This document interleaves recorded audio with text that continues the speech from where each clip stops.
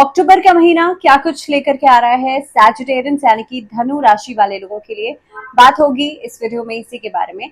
बहुत स्वागत है आप सभी का। मैं हूं आपके साथ भावना शर्मा। मंथली सीरीज का ये 9th वीडियो है, यानी कि इस वीडियो में धनु राशि वाले लोगों के लिए पर्टिकुलरली हम बात करेंगे आपकी personal life, professional life, health, career, education, हर एक एस्पेक्ट से, हर एक दृष्टिकोण से समझेंगे कि अक्टूबर का महीना क्या कैसा रहेगा, क्योंकि कई सारे प्लैनेट्स हैं जो कि मूवमेंट करेंगे। अब सबसे पहले आपका, हम कार्यक्षेत्र के बारे में बात करें उससे पहले आपका जो चार्ट है उसको देखते हैं, समझते हैं। तो देखिए, चंद्र राशि आप अपनी कंसिडर कर सकते हैं। आपकी कुंडली में जहां भी चंद्रमा बैठा है, जिस भाव में बैठा है, जिस राशि में बैठा है, वो राशि आपकी चंद्र राशि हो गई है। अब सबसे पहले अगर मैं बात करूं आपके लिए चार्ट की, तो देखिए शुक्र जो है आपके लिए एकादश भाव में गोचर कर रहे हैं महीने की शुरुआत में, लेकिन शुक्र का ट्रांजिट होगा। उसके बाद सूर्य, बुध और केतु जो है वो आपके लिए दशम भाव में ट्रांजिट करेंगे। सूर्य और बुध का भी ट्रांजिट होगा मिड ऑफ द मंथ में। एक ट्रांजिट है 17 तारीख को, दूसरा ट्रांजिट है 20 तारीख को। मंगल आपके सप्तम भाव में है, राहु आपके चतुर्थ भाव में है, वहीं पर शनि जो है पराक्रम भाव में वक्री हो गए हैं। गुरु, देवगुरु बृहस्पति छठे भाव में 9 अक्टूबर को वक्री हो जाएंगे। ये आपके लिए ग्रह गोचर की स्थिति रहेगी। इसके अलावा अगर मैं बात करूं कि इस महीने के अंदर कौन कौन से ट्रांजिट्स ऐसे हैं जो होने वाले हैं, तो देखिए सबसे पहले तो जो ट्रांजिट हो रहा है वो 10 अक्टूबर। अब बात करें कि आपके लिए कौन कौन से ट्रांजिट्स इस महीने में होने वाले हैं, तो देखिए 10 अक्टूबर को जो बुध हैं वो ट्रांजिट करेंगे कन्या राशि से तुला राशि में। वहीं पर 13 अक्टूबर को शुक्र ट्रांजिट करेंगे तुला राशि से वृश्चिक राशि में चले जाएंगे, और अभी शुक्र आपकी एकादश में है, उसके बाद 12वें भाव में मूव कर जाएंगे। वहीं पर 20 अक्टूबर को मंगल का ट्रांजिट होगा, मिथुन से कर्क में चले जाएंगे। आपके लिए अभी सप्तम भाव में, सप्तम भाव से चले जाएंगे अष्टम भाव में। 17 अक्टूबर को सूर्य जो है वो ट्रांजिट करेंगे, सूर्य कन्या राशि से तुला राशि में चले जाएंगे, तो सूर्य अभी आपके दशम भाव में है, 10th से 11th जाएंगे। अब यहाँ से देखा जाए तो कार्यक्षेत्र में आपके लिए स्टेबिलिटी को मेंटेन करना थोड़ा सा मुश्किल हो सकता है महीने की शुरुआत में। इस अवधि के अंदर अलग अलग तरह की प्रॉब्लम्स, अलग अलग तरह की डिफिकल्टीज आपके सामने आ सकती हैं, जो कि आती जाती रहेंगी। मैं ये नहीं कह रही हूँ महीने की शुरुआत में सब कुछ खराब ही हो जाएगा, लेकिन हाँ, कुछ चीजें ऐसी रहेंगी जिसकी वजह से कार्यक्षेत्र में एक माहौल जो है वो अनस्टेबल रहेगा। उपस्थिति जो है, अपॉर्चुनिटीज रहेंगी भी, लेकिन सावधानी बरतना बहुत जरूरी है।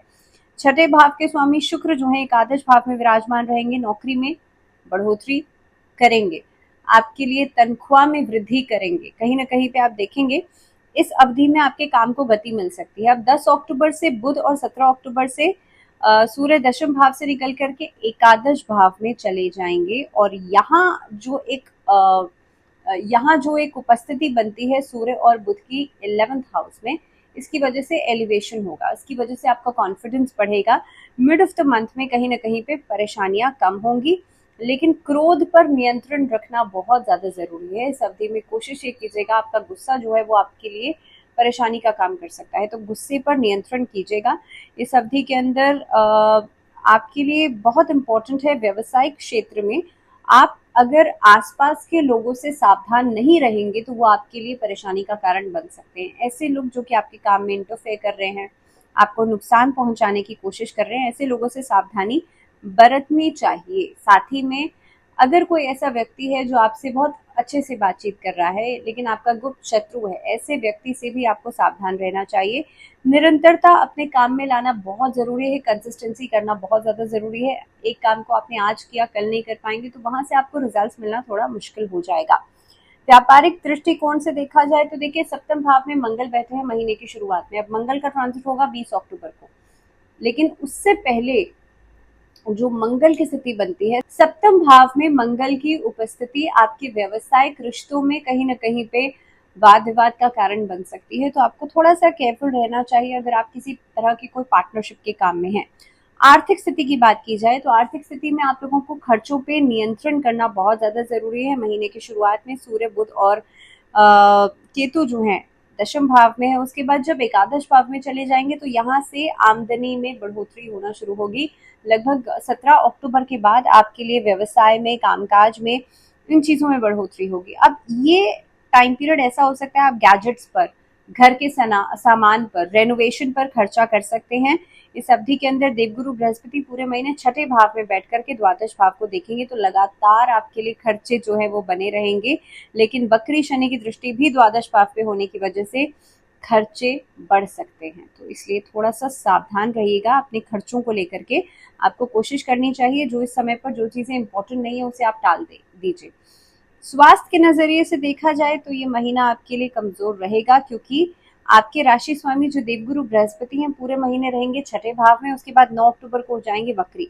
अब जैसे ये वक्री होंगे तो आपके लिए स्वास्थ्य में कहीं ना कहीं पे गिरावट आएगी। दूसरी बात, मंगल जो है वो 20 अक्टूबर से होगा ये कि सप्तम भाव से निकलकर अष्टम भाव में चले जाएंगे, तो चोट आदि लगने का खतरा हो सकता है। इस अवधि में आप लोग देखेंगे चोट लगने की समस्या, या कहीं ना कहीं पे अगर आप ड्राइव कर रहे हैं तो उस दौरान आपको केयरफुल रहना पड़ेगा।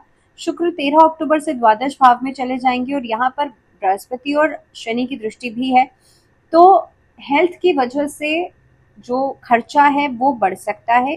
खास तौर पर चेस्ट इन्फेक्शंस या आपके लिए जो थ्रोट से संबंधित इन्फेक्शंस है वो आपके लिए परेशानी का कारण बन सकते हैं। जितना हो सकता है अपनी इम्यूनिटी का ध्यान जरूर रखिएगा।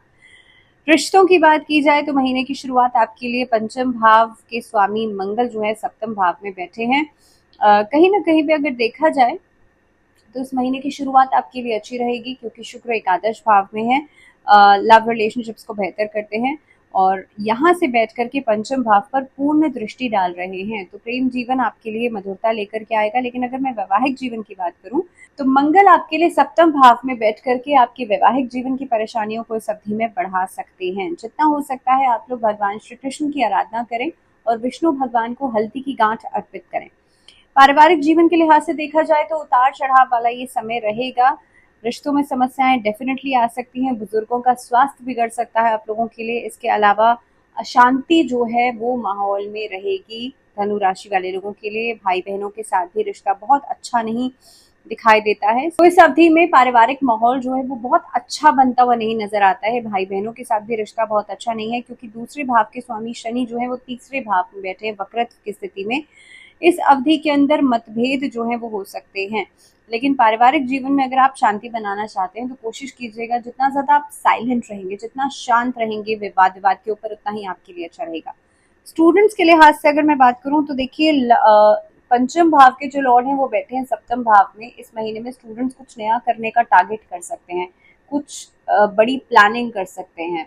आप किसी कॉम्पिटिटिव एग्जाम के लिए या किसी ऊंचे पद के लिए, जो बच्चे अभी यंगस्टर्स हैं नई पढ़ाई करके निकले हैं उनके लिए परिस्थिति बनती है, किसी अच्छे पद की प्राप्ति के लिए आप लोग मेहनत कर सकते हैं।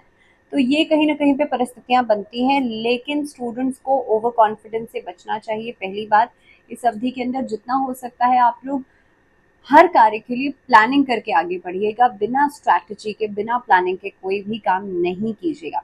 आपके लिए सूर्याष्टक का पाठ करना बहुत ज्यादा लाभदायक रहेगा पूरे ही महीने में। इसके अलावा आपके जो राशि स्वामी है देवगुरु बृहस्पति, आपको कोशिश करनी चाहिए भगवान श्री कृष्ण की या भगवान विष्णु की आराधना जरूर करें। वैसे भी चातुर्मास चल रहा है, अब अक्टूबर के महीने में कई सारे त्योहार आ जाएंगे, कार्तिक का महीना भी शुरू हो जाएगा, तो वैसे भी भगवान विष्णु की तो जागने का समय है, तो भगवान विष्णु की आराधना जरूर करें।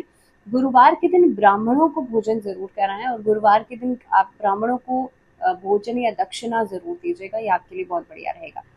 तो इसी के साथ धनु राशि वाले लोगों के लिए तो फिलहाल इतना ही। मुझे दीजिए इजाजत, अगली वीडियो में हम बात करेंगे मकर राशि। लेकिन तब तक के लिए जुड़े रहिए चैनल के साथ। एंटिल द नेक्स्ट वीडियो, ध्यान रखिए अपना। नमस्कार।